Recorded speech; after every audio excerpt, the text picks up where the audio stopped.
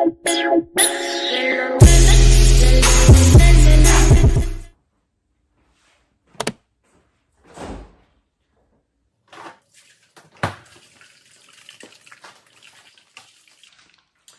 morning. It is currently 6:15-ish, and I am up and ready. Rich auntie energy. Got my energy, because we got to go to the gym. Just think I'm gonna have to be up way earlier than this. I'm really excited though. Thank you, Jesus. Thank you, Lord, for waking us up this morning, giving us an honor to go before us throughout this day. Positive vibes, positive energy, and protect us all. Family, friends, aunties, uncles, whoever's watching this. Protection.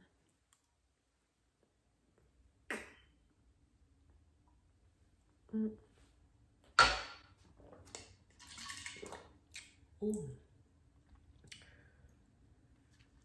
That's done.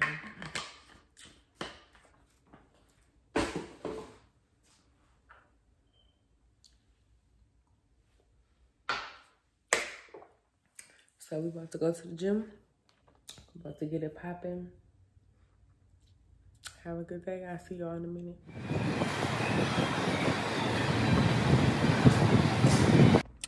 All right. I am going to read you today's devotion. Let's get into it. Happy Tuesday. Today is the last day of the month. We are entering into September, and it's went by so fast. Okay. Grow strong in your weakness. Some of my children I've gifted with abundant strength and stamina. Others, like you, have received the humble gift of frailty.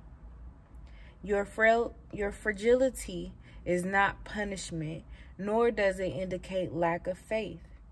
On the contrary, weak ones like you must live by faith, depending on me to get through the day. I am developing your ability to trust me, to lean on me, rather than your own understanding. For Proverbs 31 reads, "Lean on, trust in, and be confident in the Lord with all your heart and mind, and do not rely on your own insight or understanding."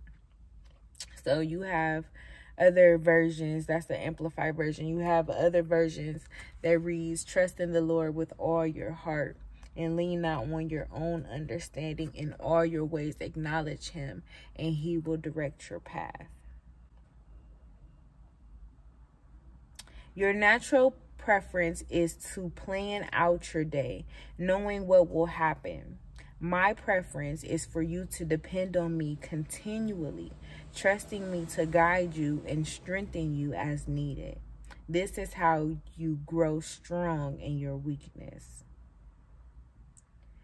How do you plan out your day? It says here, James 4:13. "Now listen, you who say, 'Today or tomorrow we will go to this or that city, spend a year there, carry on business, and make money.' Why you don't even know what will happen tomorrow. What is your life? You are a mist that appears for a little while, then vanishes. Instead, you ought to say, 'If it is the Lord's will, we will live and do this or that.'" Okay? So that is today's devotion. Grow strong in your weakness. Trust in the Lord with all your heart, and he will direct your path and make it straight.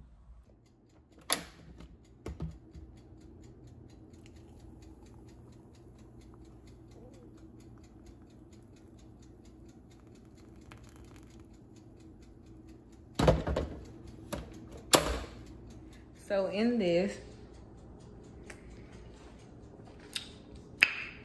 okay, So if you're new here, if you don't know my history, like I really suck at making smoothies. So in here, I put banana, strawberries, and a plum. And it's really good. So I'm proud of myself, and it don't look that bad. Like sometimes my smoothies be coming out looking horrible. They be tasting good, but they look horrible. Ooh, I should have put some lemon in here.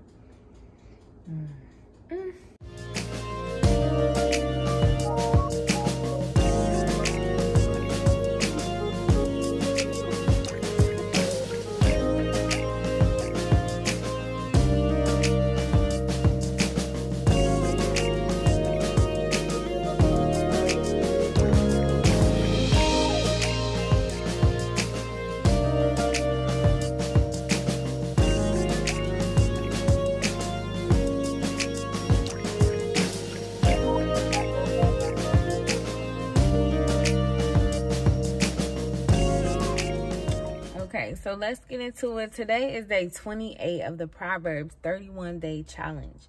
We are almost done with this book, and we've been consistent in this book, and I encourage you to go back and read again. So Proverbs chapter 28, it reads, "The wicked run away when no one is chasing them, but the godly are as bold as lions. When there is moral rot within a nation, its government topples easily. But wise and knowledgeable leaders bring stability. A poor person who oppresses the poor is like a pounding rain that destroys the crops. To reject the law is to praise the wicked. To obey the law is to fight them. To reject the law is to praise the wicked. To obey the law is to fight them. Evil people don't understand justice, but those who follow the Lord understand completely. Better to be poor and honest than to be dishonest and rich. Young people who obey the law are wise. Those with wild friends bring shame to their parents. Income from charging high interest rates will end up in the pocket of someone who is kind to the poor. God detests the prayers of a person who ignores the law. Those who lead good people along an evil path will fall into their own trap, but the honest will inherit good things.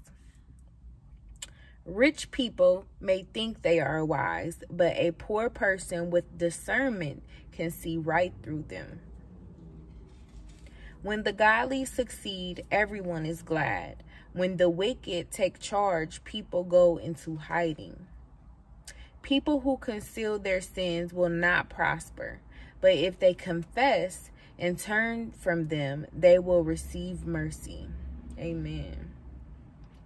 Blessed are those who fear to do wrong, but the stubborn are headed for serious trouble. A wicked ruler is as dangerous to the poor as a roaring lion or an attacking bear. A ruler with no understanding will oppress his people, but one who hates corruption will have a long life. A murderer's tormented conscience will drive him into the grave. Don't protect him. The blameless will be rescued from harm, but the crooked will be suddenly destroyed.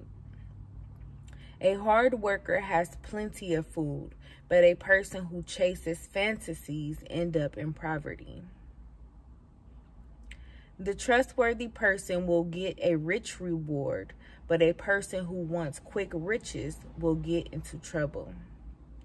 Showing partiality is never good, yet some will do wrong for a mere piece of bread. Greedy people try to get rich quick, but don't realize they're headed for poverty. In the end, people appreciate honest criticism far more than flattery. In the end, people appreciate honest criticism far more than flattery. Anyone who steals from his father and mother and says, "What's wrong with that?" is no better than a murderer. Greed causes fighting. Trusting the Lord leads to prosperity.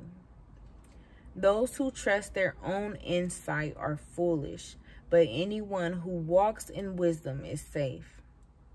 Whoever gives to the poor will lack nothing, but those who close their eyes to poverty will be cursed. When the wicked take charge, people go into hiding. When the wicked meet disaster, the godly flourish.